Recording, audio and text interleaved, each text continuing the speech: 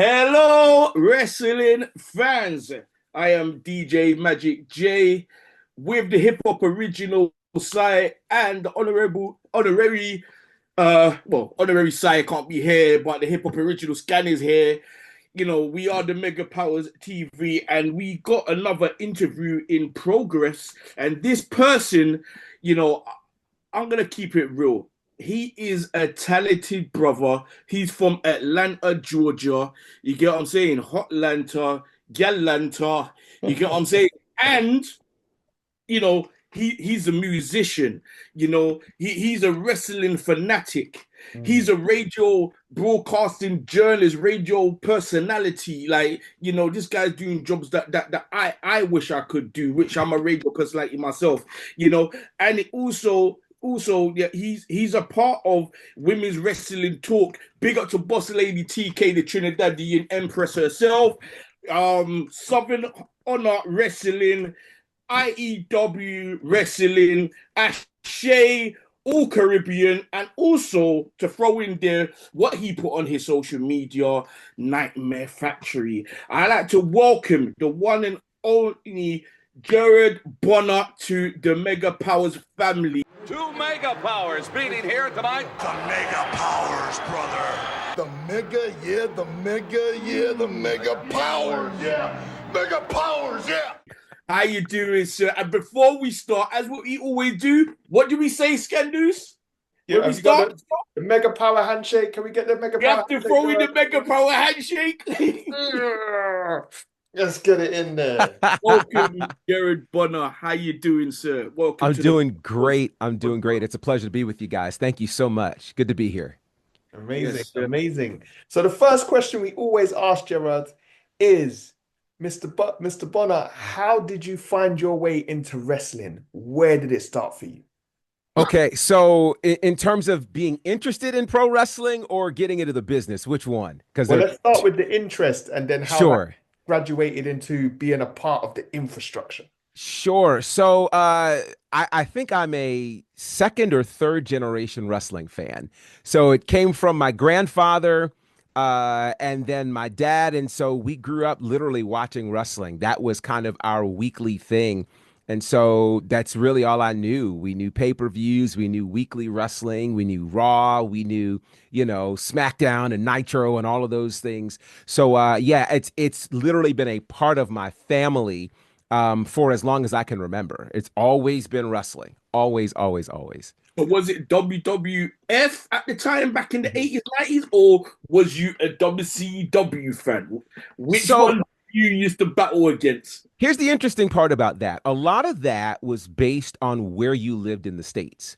So I grew up in New York, in the state of New York, a place called Monticello, which is about 90 miles northwest of New York City. Wow. So in that area, yeah, it's in the Catskill Mountains. Most people don't know about it, certainly not internationally. But there at the time, WWE, WWF was prevalent. And so we were in that particular territory. So again, 90 miles from New York City means Madison Square Garden. We're an hour and a half away from Madison Square Garden, the mecca for pro wrestling and the mecca for WWE. So we were definitely in that area. To put it in perspective, we were actually about an hour and a half southwest of Stamford, Connecticut, which is the home for WWE. So, you literally could drive up 95 and see, before they moved into the new building, you could see the WWE headquarters literally right there from the highway. So we were definitely in WWE country. So grew up with a lot of WWE and then got into WCW as well. But yeah, primarily WWE, but I loved both organizations. I just loved all of wrestling for sure. And one thing about you, they call you the professor of wrestling. You know what I'm saying? I think I need to just pass my spectacle. That's hilarious. That is hilarious. Oh my gosh. Yeah, I guess I got that name because I study a lot of wrestling. I pay attention to a lot of wrestling. And so, my mind can be like a steel trap when it comes to pro wrestling. And so there are probably a lot of random facts that I know that most people don't, but yeah, the history of it becomes important. And because there's been so much wrestling content, it's very easy to, confuse this, confuse that, or what have you. So I like to kind of have my facts and figures straight about the sport. That's fantastic, man. So growing up, who would you say was your early childhood wrestling hero? Ooh, early childhood wrestling hero. Um, let's see. That changes over time. I'm thinking about, let's see. This is okay. So So put it back this way: younger Gerard Bonner, yeah.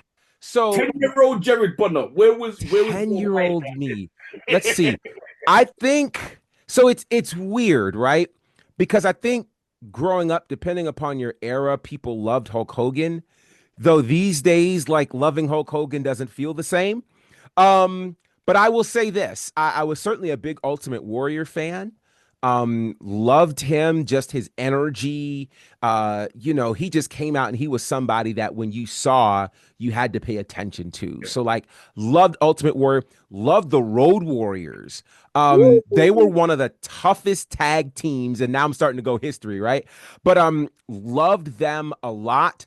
I definitely think I was a Bret Hart fan as well. Loved Mr. Perfect because he was just one of those technical guys that was just amazing. I was a fan of Shawn Michaels, of course, one of the greatest of all time, a fan of Ric Flair. So in terms of heroes, loved the Ultimate Warrior, loved Shawn Michaels. Yeah, loved Bret Hart. Those are some of my favorites.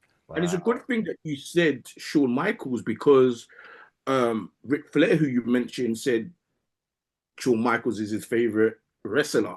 Yeah, I yeah. mean, for the last 30 plus years, and I understand why, because he's very charismatic when it comes to wrestling. Like when you look at both of them two, they both are a bit similar. Like when they get charmed, they'll do some stupid roly poly jumping and skipping Yeah. in the ring. So going into even all that type of genre, yeah, you're a radio personality, but before your radio personality, you're a gospel guy.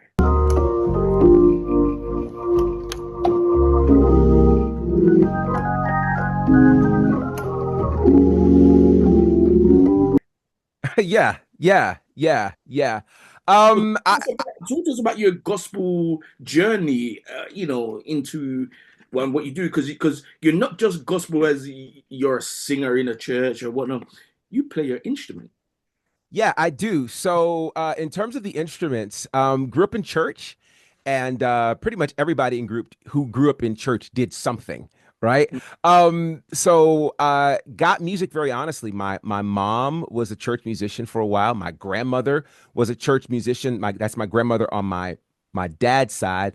My mom's mom was the pastor.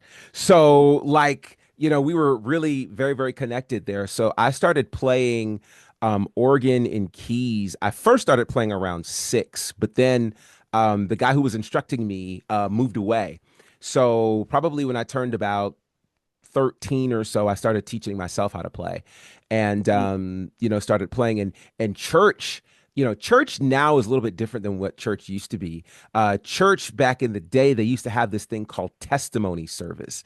And during that space, people would randomly get up and start singing songs. Well, the problem with that is they didn't care what key the song was in.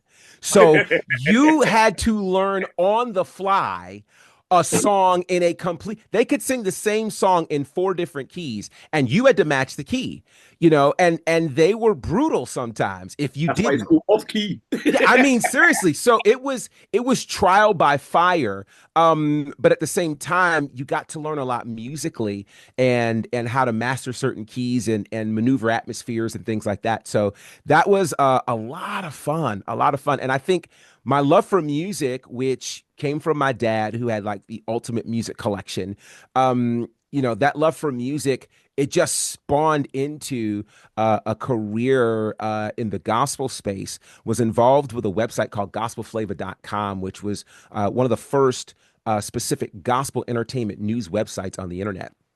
And so was involved in that, and that spawned into a radio career and my own station and a whole bunch of other things. So yeah, pretty and still involved very much in that community. Scanduce is a music artist. Yes, He's a rapper. You love know, it his style is more 90s boom bap for era, sure. I'm a New York metal, guy, lyric, so very much hip hop. Absolutely. wordplay. That's him. Yeah. So can we probably one day see a collaboration gospel in hip hop, UK hip hop, Scanduce Here- and Gerard so a Bonner? funny story. With my station, I actually had a couple of great guys from the UK who did a show on our station. They called it UK Fire. It was all about UK music. And so it had hip hop, guys like Governor B and some Oh, other great guys from the UK. Oh, there's another name that's escaping me right now, but just some amazing talent in the UK. Amazing talent. And what I don't think a lot of people realize is the R&B world, the hip hop world, the bulk of the musicians there are all church kids. They're all church kids. So it's not a far stretch at all for us to collaborate in some way. Not a Yeah. far stretch at all. And the same in the UK, man. A lot of the some of the best session musicians and the touring musicians all got their start in the church. Absolutely. It's generally a fact that the best musicians come from the church. These are So, facts. it almost goes hand in hand, really, you Yeah, know? for sure. For sure. So, It does. right. So to bring it back to the wrestling real quick, Yeah.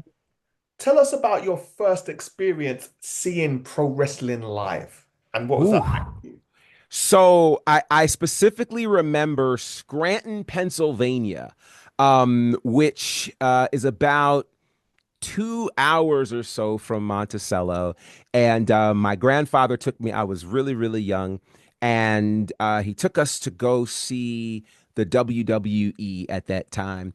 And man, it was larger than life seeing some of those guys there. I remember, I specifically remember Tony Atlas being a part of that. And I remember that because my brother was very upset because Tony Atlas would not give him an autograph. Like, it was crazy. But yeah, some great talents there. And it's one thing to watch it on TV. It's another thing to see it live. And when you see it live, you're just totally, I mean, it's like any sport. You see the sport live, you get a newfound respect for it. And so fell in love with it. And so anytime I can go to a live show, I'm there because it's a fun experience. Fun experience. Yeah. That's fantastic. So at what point did you get to peek behind the curtain and develop this insatiable desire to want to know more than just being a regular fan sitting in a seat? So I have always, the career in broadcast, I've always wanted to use my voice towards something. And so it obviously started my love for radio, but I always wanted to end up in a commentary space in pro wrestling, but never knew how. There was never a blueprint for how you get in the wrestling industry. Still isn't. I mean, now they at least have wrestling schools, which at least is a start of a path, but did not have that for a while. So for me, it started with a podcast. I had a podcast called The Faction, which we started in, I think, 2016. Shout out to my good brothers, Brandon Clack, Courtney Beard, and John Murray, who's actually was the inspiration behind that. John is currently the executive producer of the Sherry Shepherd Show. Oh, wow. And we started this podcast. And I mean, we've interviewed some incredible names, Mark Henry and Teddy Long and Diamond Dallas Page, and a lot of the names who came through right before going into the Hall of Fame, which was really cool. And so that led to one birthday.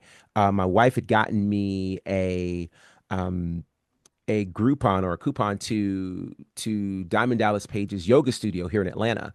And so I went to that. Obviously it's DDP. You're gonna go, right?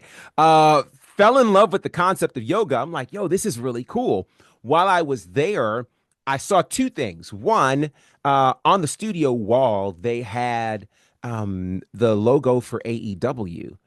And I was like, and this was right as AEW was starting. So I'm like, okay, this is where they're shooting, their early promos and things like that. Okay, this is cool. And then they had some ads that were up and some flyers for a wrestling promotion. It was Southern Honor. And so I said, well, I want to go and check this out. And so, interestingly enough, the month I was going to go, which was May of 2019, I ended up not going because my son was on the way. And all I could think of was being at the wrestling show while my son is born. Like, that would not go over well. So, needless to say, I said, I'm not going to do that. Ended up going in September. By the way, that May show was the show where Kenny Omega, Cody Rhodes, Chris Jericho, they all showed up. It was their first indie show before their first pay-per-view Double or Nothing in 2019. Crazy. So I end up going to the September show, and it was incredible. And so I mentioned my brother Courtney, who we did the podcast together. I invited him to come to the October show. We go to the October show, and we did a podcast literally on the way there and on the way back, talking about our experience, not knowing that the owner of Southern Honor would make it mandatory listening for the roster because he felt like it was a very honest review of the show. November show, I go and I notice there's only one person in the commentary booth. I am not normally the person who is a very forward guy. I'm like, if it comes to me, it comes to me. But that night, I had a little bit of moxie, I guess. And I went to him and I said, hey, his name is Brandon Benefield. Shout out to Brandon. And I said, hey, where's your commentary partner? And he says, oh, well, he couldn't make it. I'm doing it myself. And I said, well, if you ever need help, I'll be more than happy to help out. And he was like, okay. And I thought it was just kind of convention talk. People, okay. All right. So we get to the December show. And for whatever reason, I wasn't on social media that day. And I went to the show and I pull up and the booker meets me at the door. And he's like, we've been trying to get a hold of you all day. And I was like, wow. What do you mean? What's happening? He's like, do you want to call the show tonight? Well, of course I do. But the problem is it's 30 minutes before the show. I can't even remember my name right now. I'm like, wait, what is happening? So now I'm trying to remember what happened at the last show. I've only been to like 2 or 3 of these shows or whatever. They sit me in the booth. The owner is like, hey, listen, if you do a great job tonight, the job is yours. So don't suck. I'm like, great. No pressure, right? And so, man, we start the show. It's a full 3-hour show, December of 2019. And when I called the first match, it's the most natural thing I've ever done. Wow. It felt like drinking water. It felt like breathing. It was so natural. And so my broadcast partner, Brandon, he looked at me. He's like, oh, I think we got something. And we went through the whole night. And after the show, we went in the back to record some interviews. And they asked him how I did. And he was like, he was amazing. They're like, do you want the job? Yeah. And that's how it started. And now, in the last 5 years, we've been named Commentator of the Year the last 5 years here in the state of Georgia. And I was about to say, so it's been a wild ride. Yeah. I was about to say congratulations to you and Brandon for winning at the the wrestling the Georgia Wrestling History Awards. Yeah. Okay, well, congratulations. And is that the award what I see behind you? Yes, that's one of the 5. There are a few more back there. You could see some of them back there. Five time. Funny story. At Southern Honor one day, sometimes all sorts of wrestlers will be backstage and we'll have no idea. So I literally walk backstage after one of our shows and there's the Pope, Elijah Burke.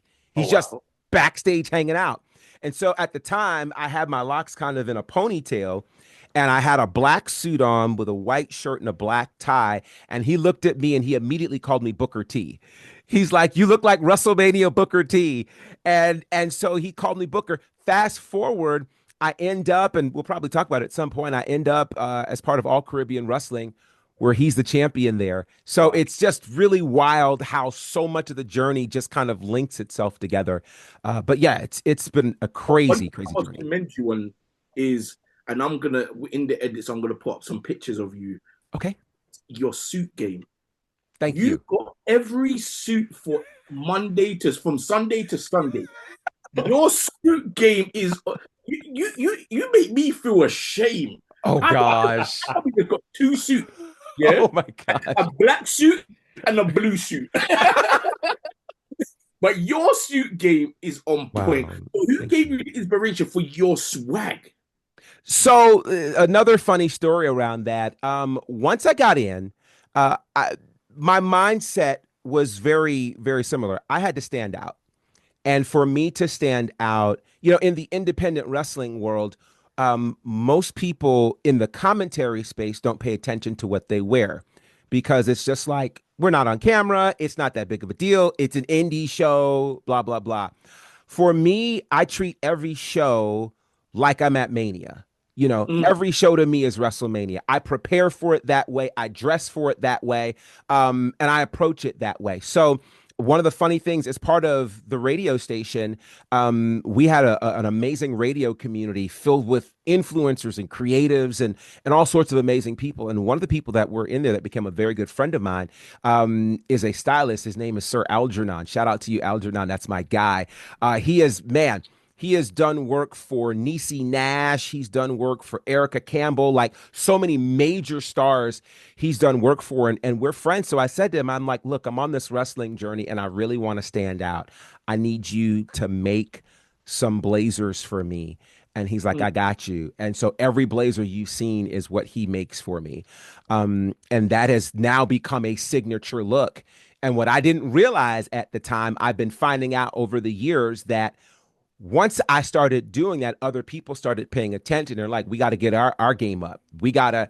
And so it's really changed how a lot of people have approached the commentary space. But that's where that came from. It's a very specific and designed look, courtesy of Sir Algernon. Fantastic. Wow. So you spoke you said you wanted to get into your relationship and your connection with the Caribbean wrestling scene. Now, Yes. how did that happen? And it wasn't until I first laid eyes on you that I even knew it existed. So Wow. so again, thank you because that opened my eyes. But again, how Wow. did you get into the game? So it's very interesting. One of my dear friends, shout out to Sean Bigby. He's going to love that I mentioned him on this podcast. Sean Bigby says, he's a great singer. He says, life moves at the speed of relationships. Relationships are so important, and sometimes they're even more important than the currency of money. So, shout out to my good friend Caprice Coleman, who you guys know from Ring of Honor and AEW. We had a chance to work together in some previous promotions, and I had a chance to interview him as well. He calls me one night, and it's like 11 o'clock at night, which is very rare for him to call me at that hour. So I was like, okay, what's going on? He says, hey, I've got this opportunity I want to tell you about. I'm like, okay.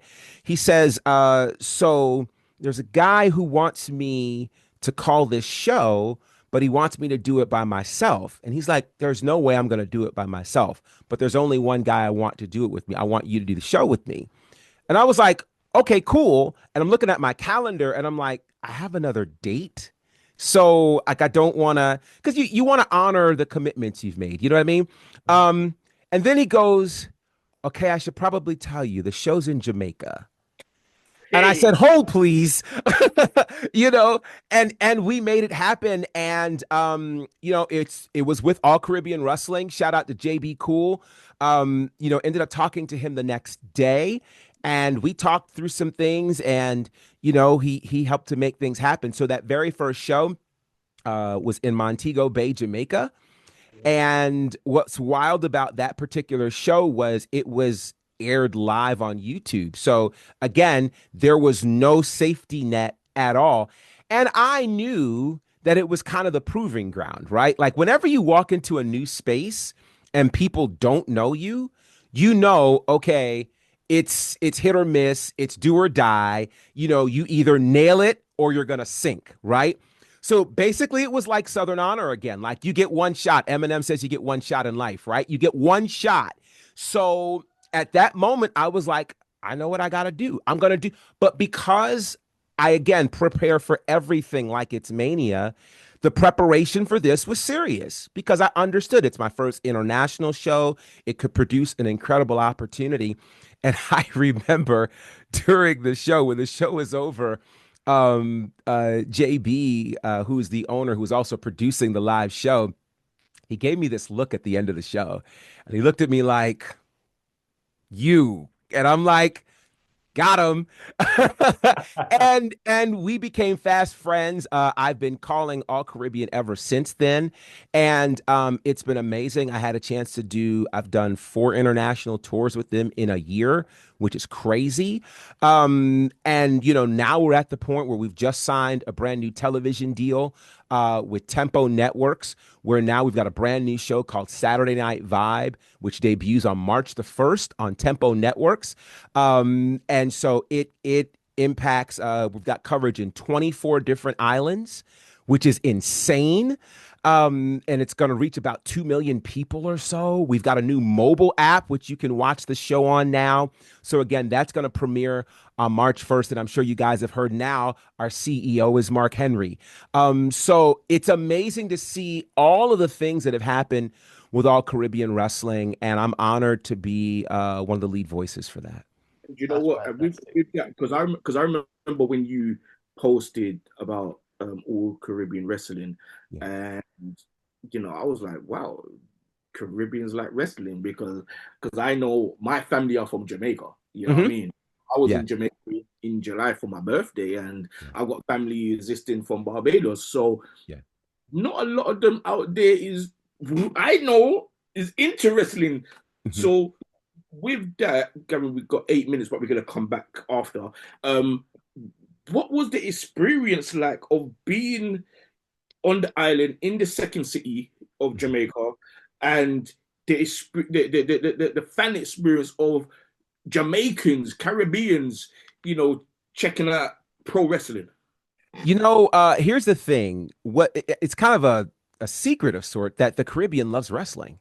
Mm. They love pro wrestling. The issue is there hasn't been a lot of live pro wrestling that shows up in those spaces. Right. So, when we came to Montego Bay, to Kingston, we got a great response. We spent some time in the Bahamas, Nassau, Bahamas. We did a show there in June called Baja Bash at the Grand Baja Mar, just a super fancy hotel, right?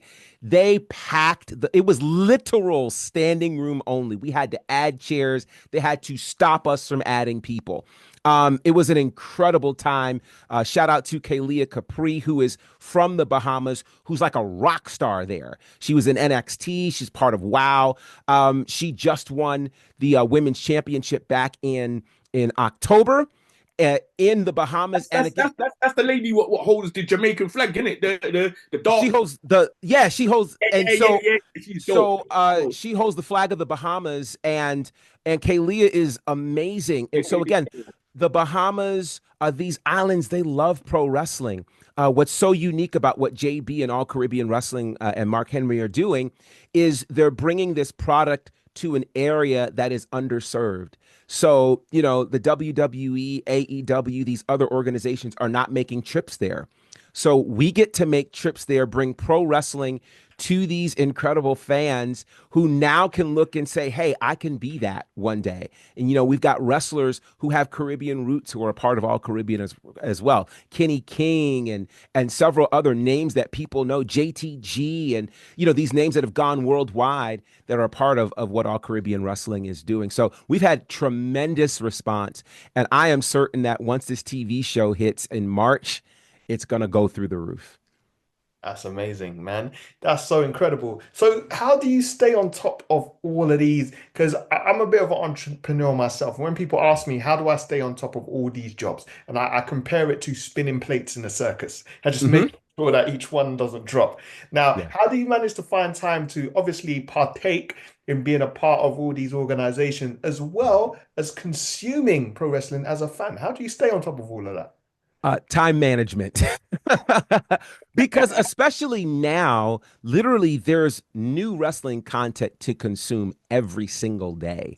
I Mm. mean, there was a point where, it was the Monday Night Wars, where it was just Mondays that we were watching wrestling. And then, you added SmackDown, and now you've got wrestling literally every day. So you really try to manage your time because I'm doing that. I'm doing the radio stuff. I'm doing live stuff. Like, you're all over the place, but you figure out how to manage your time, and you make that part of your schedule, and you just work with it from there. But the things that are important manage to get done, and we make sure we get it done. So, did we get to the origin of the Professor moniker? Where did that come from? And what's your catchphrase as well? Is there one that goes with it? So it's interesting. I got to shout out TK Trinidad, who came up with this whole concept. She's from Women's Boss Wrestling lady, Talk, boss lady, boss from lady. Women's Wrestling Talk. She's the one that came up with the moniker, the Professor, and I guess she came up with that because, again, my mind's a bit of a steel trap when it comes to pro wrestling. So there are things that I know and I tend to research and all of that, all of those kinds of things. So, she came up with that name. It stuck. And yeah, that's how that's happened. And I guess I've started to realize that in other places people view me that way as well. So I Very love true. it. I appreciate it. Between us Yeah, and Mega Powers family and Women's Wrestling Talk and Ashay and All Caribbean and whatnot, you're a geek, innit? You're undercover geek because we're all geeks. We're all geeks in our own way. for sure, for You know, sure. I like X-Men and my Thundercats and stuff Yes. like that. I like wrestling. Having friends of mine saying, "How you been? How you're a big man and you still watching wrestling?" We're all geeks in our own way. That's why Oh, you're for the best. sure. Well, Because I you appreciate that. I appreciate that. Now, you need to have something that you are a fanatic about, right? Something that you Mm. really, really love, that you're really willing to invest in, that also relaxes you as well. So I love pro wrestling. Pro wrestling is it's a business, it's fun, it's relaxing, it's all of those things for me. So yeah, it's easy to engage. Right. So what is your views on, the let's talk about in how inclusive wrestling is nowadays. Yeah, And it seems to have jumped leaps and bounds to even what it was 10 years ago. for sure. Now, and how important is inclusivity to you, especially living in Atlanta as well, when it comes to pro wrestling? I think it's extremely important, and I think I've had a small part in it. And I say small because obviously it's bigger than me, but realizing that there are very few in the commentary space that look like me, and so I think where inclusivity and representation is important is pro wrestling historically has reflected the times that it's been in. And so that's one of the reasons why, if you go back and watch some of the wrestling from the 70s, 80s, and even 90s, you look at some of the things that they say and some of the things that they did, and you're like, that could never fly now. You could. Now, I watched. I went back and watched something from the AWA, and they had a guy named Colonel De Beers, and they talked, and he was supposedly from South Africa, and he believed in apartheid. And I'm like, you're saying this? You know, but they could then, and nobody thought different of it. So it's a different world. And so understanding how important it is that people who look on television see a representation of themselves. It gives them the opportunity to believe that, for one, they're seen in the world, they're valued in the world, and that there's an opportunity for them to be on this stage. And representation, it includes all sorts of representation for women, to see the revolution that has happened for women, where now women being in the main event of a Raw, a SmackDown, an NXT, or a WrestleMania isn't the news that it was 10 years ago, because it has become so common and so regular. Seeing how many beautiful black faces we see on our television screens, who aren't just enhancement talent, but they're superstars now. They're champions now. They lead the brands now.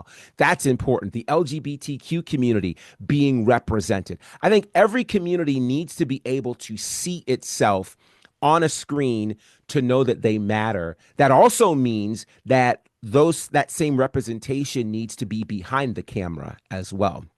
It's not Talking just enough. Yeah. talking about the LGBTQ community, I know that All Elite Wrestling had a big fair share of wrestlers who are within that community. Some of them has left now. Some of them has gone on. I think one of them is in TNA right now. Mhm. Um, I forgot that. I forgot that person's name, but one of them is in TNA. I'll put up a picture for them to know.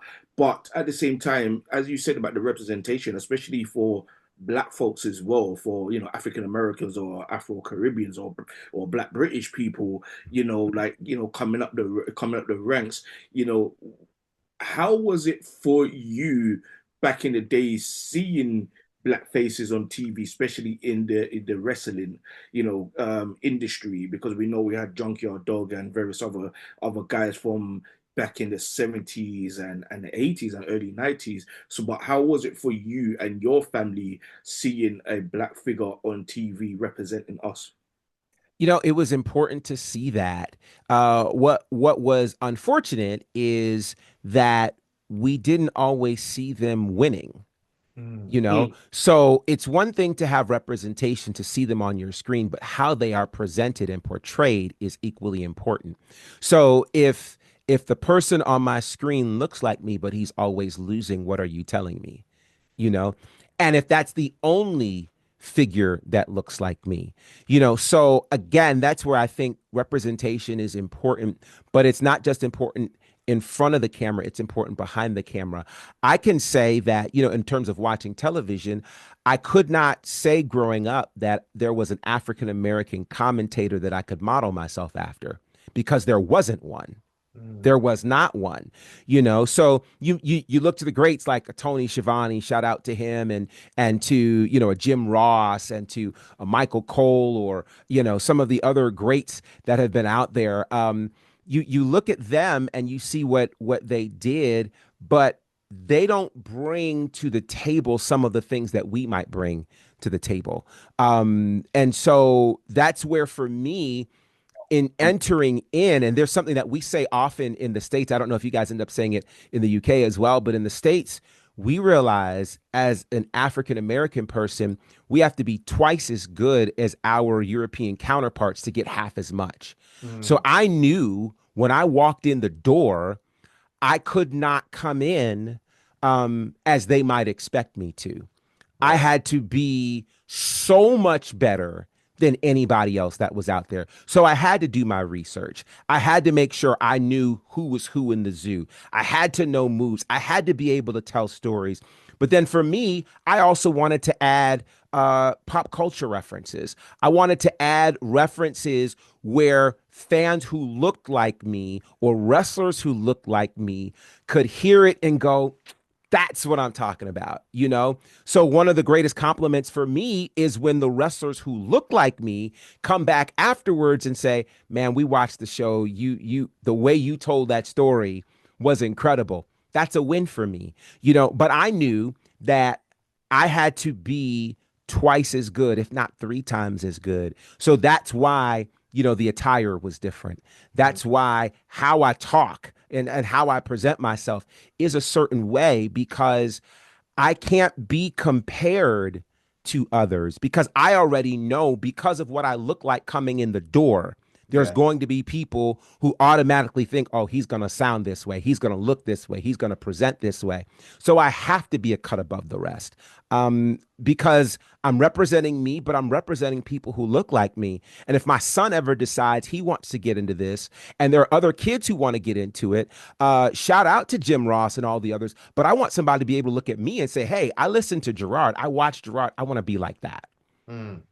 That's why what I was going to say to you is that, on our previous show, we spoke about Booker T and how he has, you know, helped entertain thousands or millions of people Yeah. with his style and his charisma and so forth, being on NXT as doing what you do, you know what I mean. And in the UK, obviously we got Hustle Wrestling and we got the Wrestle Things brothers, and those Yes. guys. Every time I go to their shows, and even when I went to the show for the first time, I didn't even know it was them who was the host, because I always watched them on YouTube. You know, Yes. when we did connect with them, I had to applaud them and say, "Yo, like congratulations!" Because normally when I go to independent wrestling shows, it's not our faces. Right. You know what I'm saying? Representing us.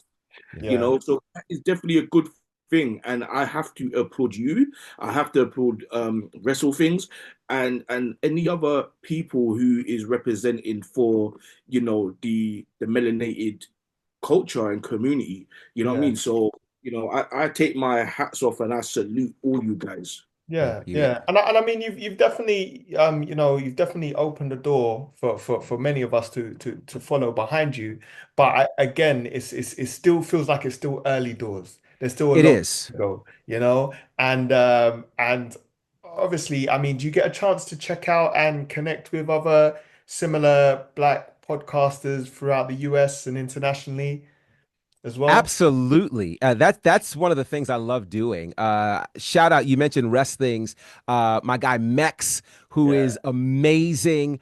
And that whole crew with Wrestlings, but also shout out to Mex and A Dazzle from Black Wrestling Alliance. We actually do a show together, and it's amazing. It's called Wrestle Extra. We are on weekly talking about Black wrestling, and I remember watching their show and them being a guest, and then they asked me to be part of the team, which is incredible. There are a lot of amazing Black podcasters out there. Brian H. Waters with The Ringer and all the cool things that he's doing. And my friends over at the Black Wrestling Podcast, shout out to them and all of the cool people over there. I think one of the greatest things that happened, and this is what we as Black people do, we all around the world take whatever is a negative and find a way to turn it into a positive.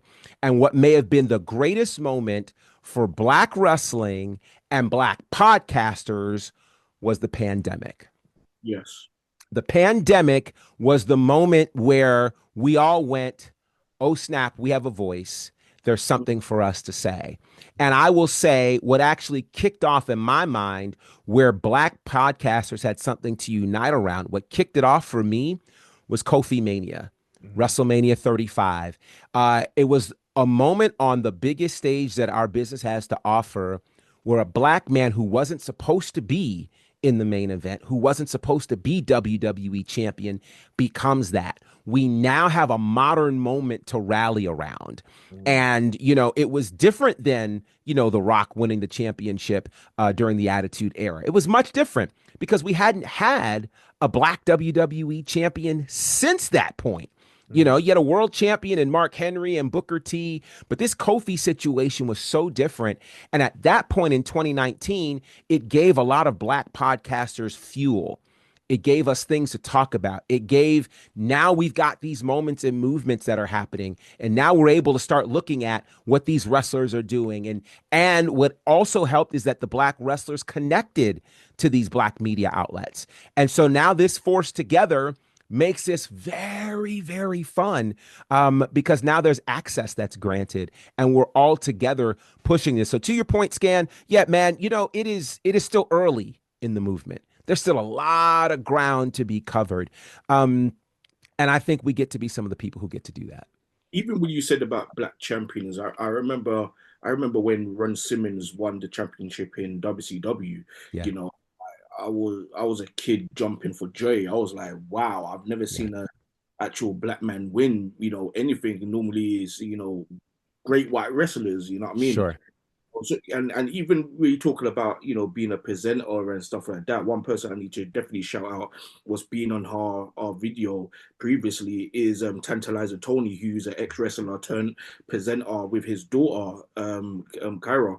And end of the day, I love what every one of you guys are doing, and this is, and me and Scan has been live in for about 6-7 months, and we just come back, and it's more of a thing that it's not like I have to or whatnot. It's more of a passion thing, and I have to be consistent because everyone's got things doing in their life. You know what I mean? I don't have no children, but Scan has got children. You know what I'm saying? So at the end of the day, he's doing his thing and so forth. But moving on, what I wanted to ask you is, how did you get to be a part of Women's Wrestling Talk? How did you connect with, Boss Lady TK, the Trinidad Empress?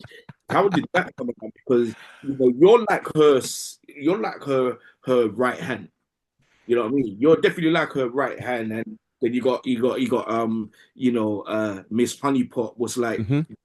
Like the left hand, because she does a lot of the live watch streams.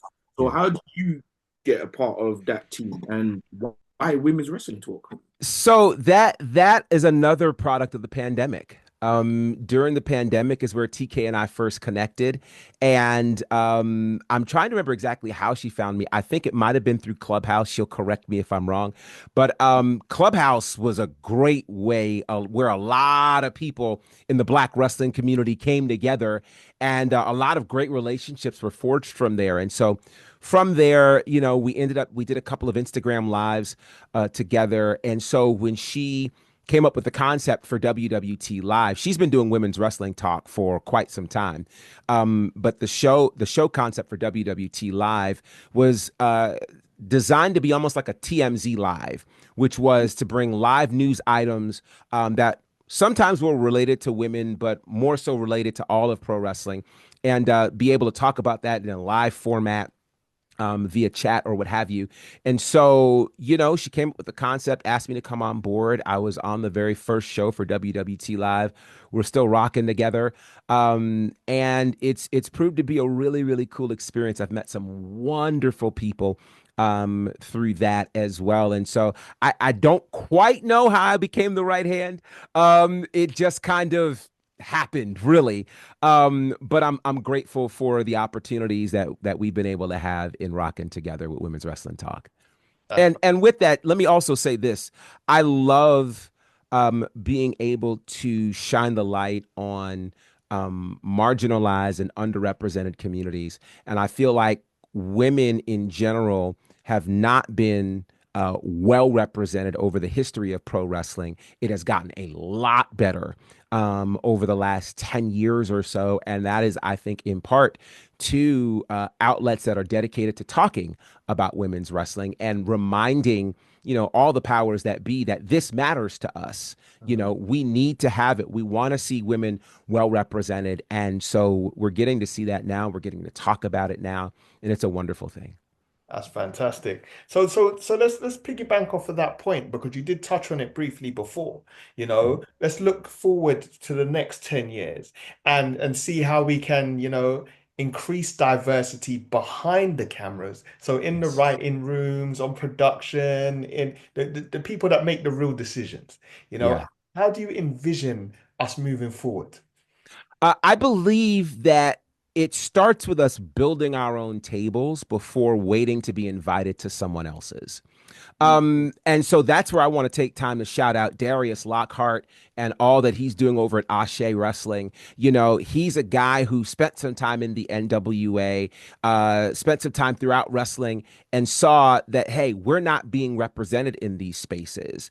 And so let's create our own table. Let's bring our own presentation and sauce to what we're doing. And so created Ashe Wrestling, which has showcased so much amazing talent.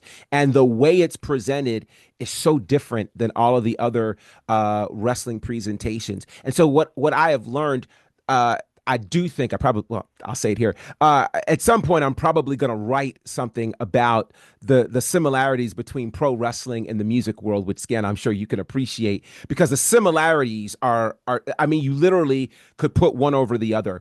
In the music world, what tends to happen is you have a lot of independent artists who are fighting to be noticed and with the hopes of being signed by a major label, where the major label, of course, has tons of money. The major label is looking to the independents because if you can get it done there, we can take our machine, put it behind what your natural talent is, and build something. The wrestling world is exactly the same.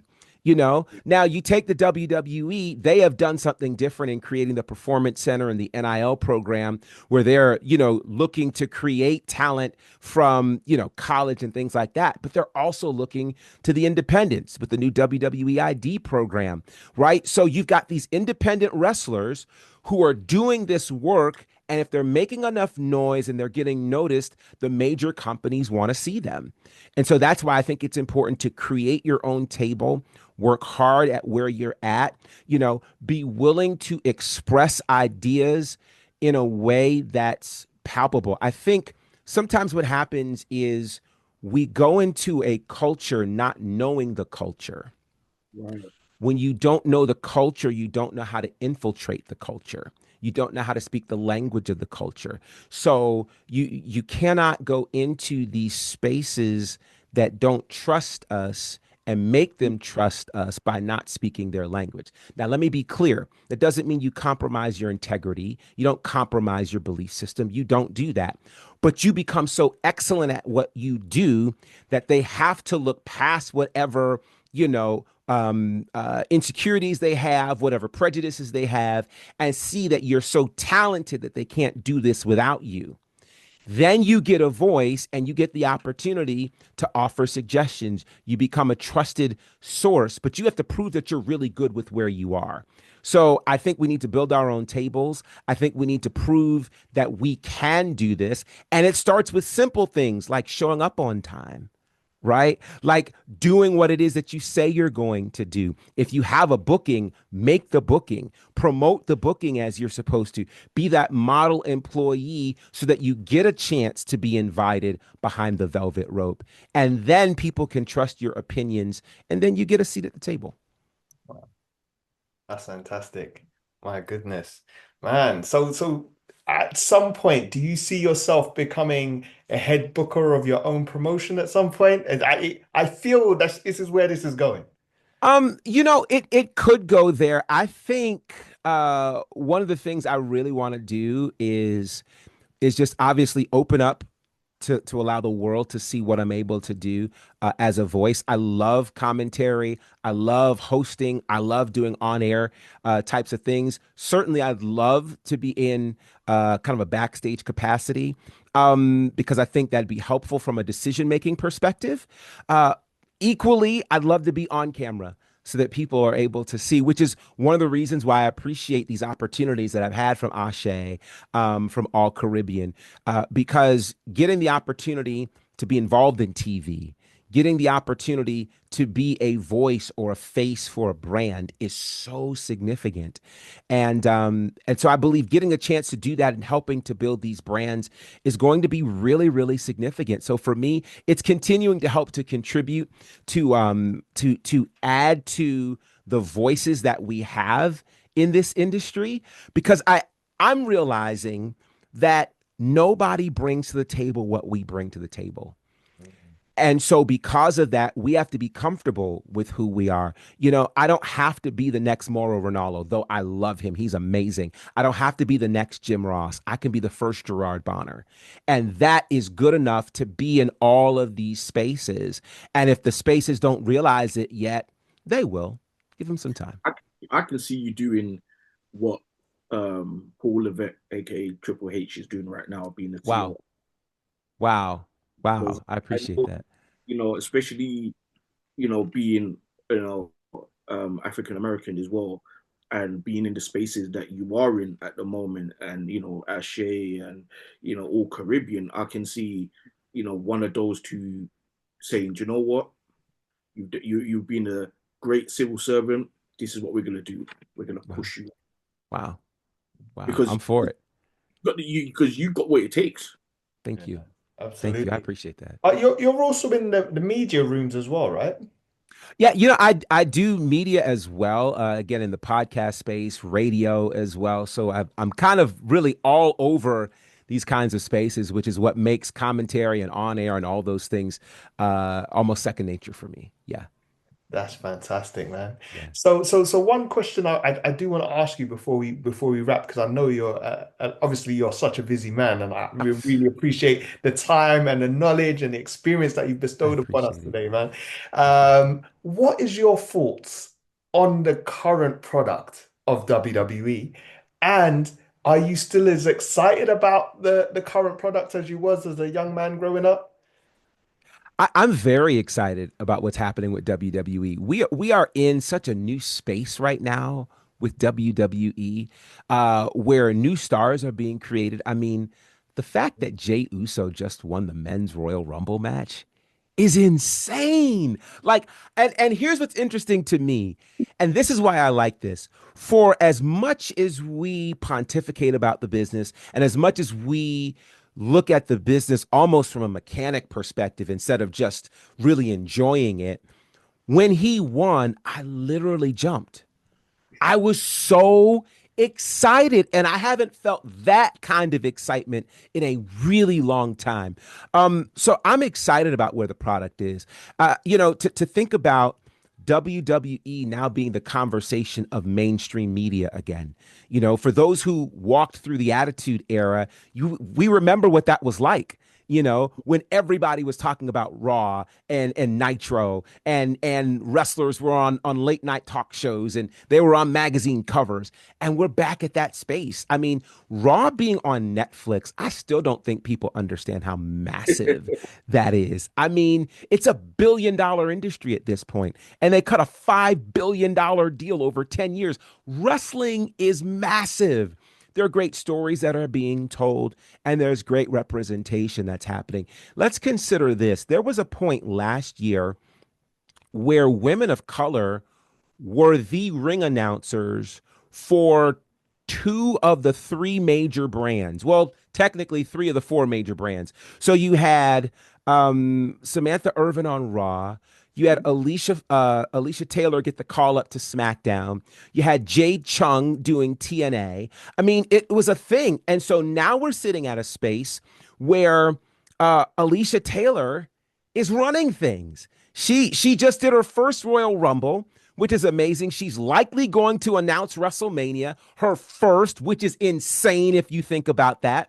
But to think that we have representation in so many places, from the ring announcer space as Black women, to what we're seeing in the pro wrestling space. I mean, we talk about Swerve and what he's done in AEW. We talk about all of the great things happening in NXT. I mean, NXT is a revolution for people of color, which is incredible. But the overall product is engaging. It's exciting. We're seeing new stars being created. We're seeing great stories being told. I'm really loving where the product is right now and where it has the potential to go. That's fantastic. What do you think of the emergence of Impact Wrestling TNA to WWE? Do you think there's more to it? Because obviously, you had the Vince McMahon takeover of WCW back in either 2003 or something like that. So do you think there's a little sly movement, or is this like a real Paul Levesque era that, like, you know what, I'm not going to do what Vince done. That's what he done. I'm going to just help different associations to build, but we just cross promotion. Yeah, so Vince McMahon's buyout of WCW in 2001, I think, was a different situation. For one, the two organizations were fiercely competing. Vince McMahon bought WCW because WCW was for sale, and obviously his perspective, because you could argue that he could have allowed WCW to be its own separate brand and do the things he chose not to. We are in a very different era right now. And I think sometimes that's hard for wrestling fans to grasp because we never thought we'd see the day where Vince McMahon would not be in power.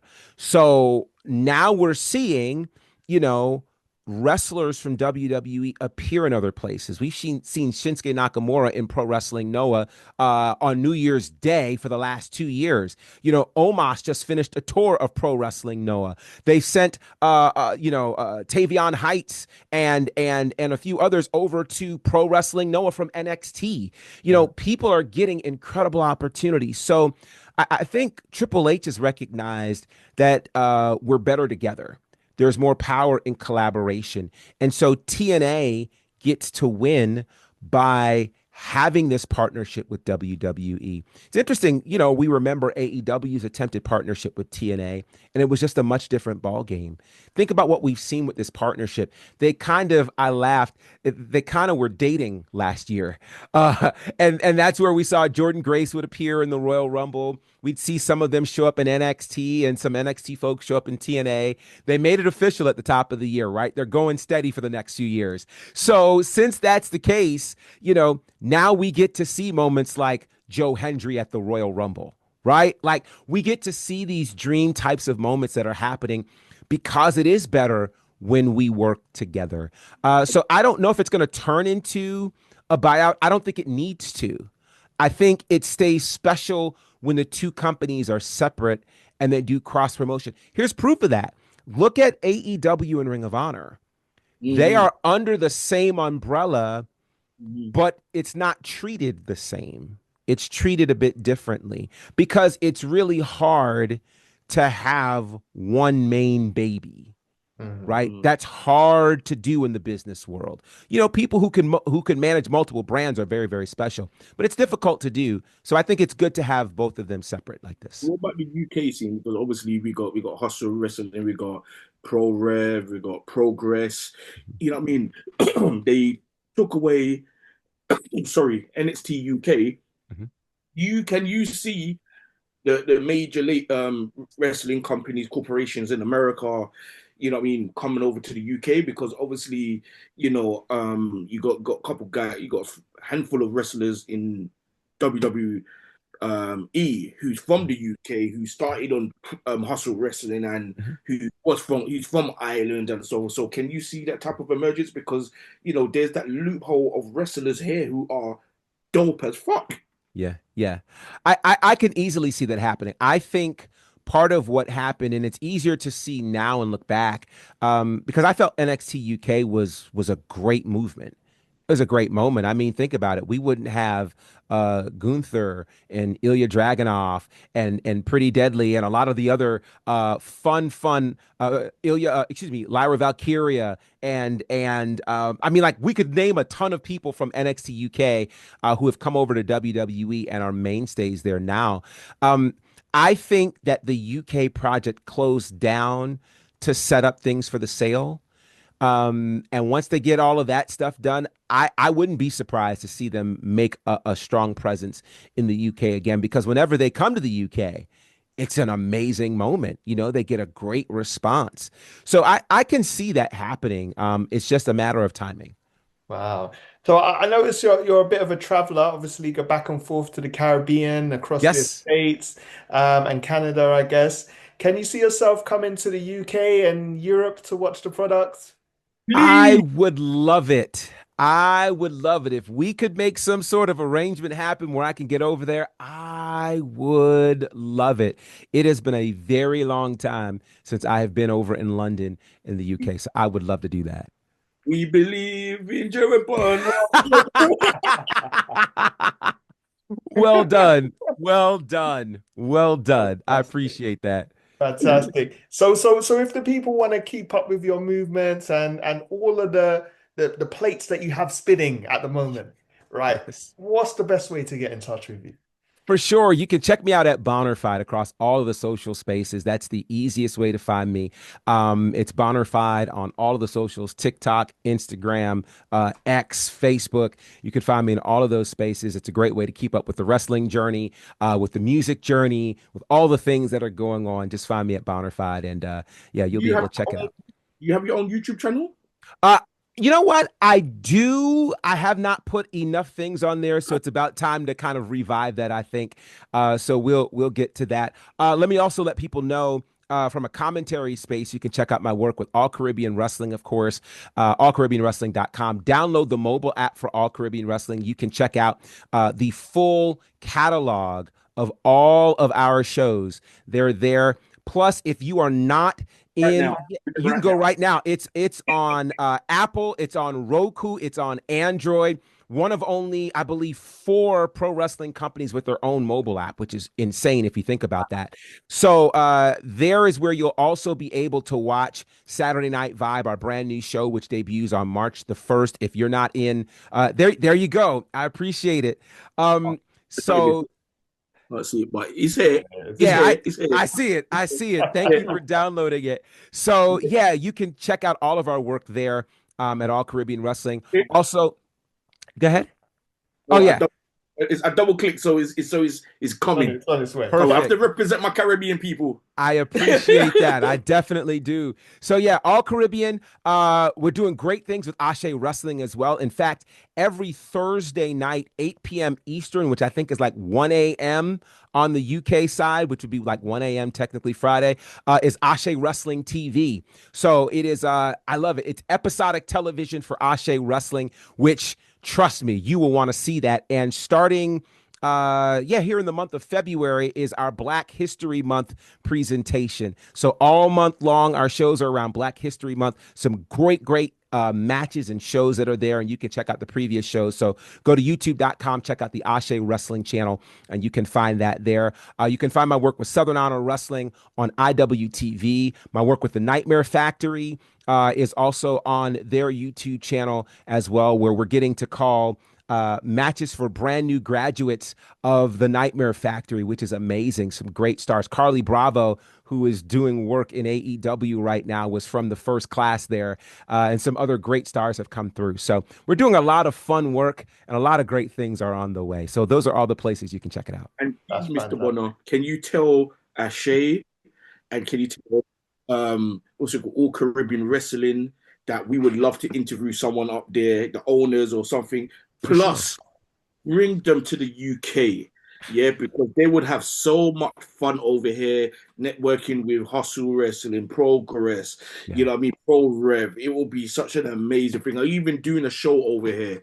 You know, I would love to see those guys. It's my dream to see those guys because those guys, I from yourself, I've checked them out and I love them. And I just downloaded the All Caribbean app to represent for my Caribbean people.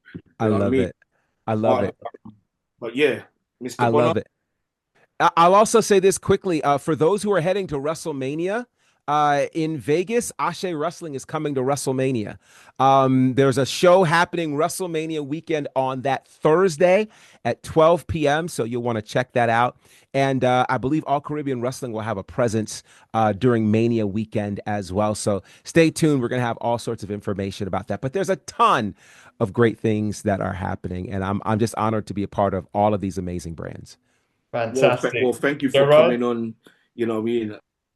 It's Been been a a pleasure. Yeah. What did you say? All right, you lost for words. Gerard, thank you so much for joining the Mega Powers. It's been an absolute pleasure having you on our platform. Can't wait to do it again, either on your side or our side. We have to make it happen. For so sure. Before we go, can we get one more Mega Power handshake? Until next time. Yeah. You got it. Hello, wrestling fans. This is DJ Magic J with Scan Deuce, the Hip Hop Original, and we are the Mega Powers TV. And what we're giving you is exclusive pro wrestling content. You get interviews, you get podcasts, and a whole bunch of other things. So just remember, peoples, like, comment, share, subscribe to your friends, your family, your enemies, and your loved ones. So just remember, we are the Mega Powers podcast TV, and we do everything else wrestling. The Mega Powers. Two Mega Powers meeting here tonight. The Mega Powers, brother.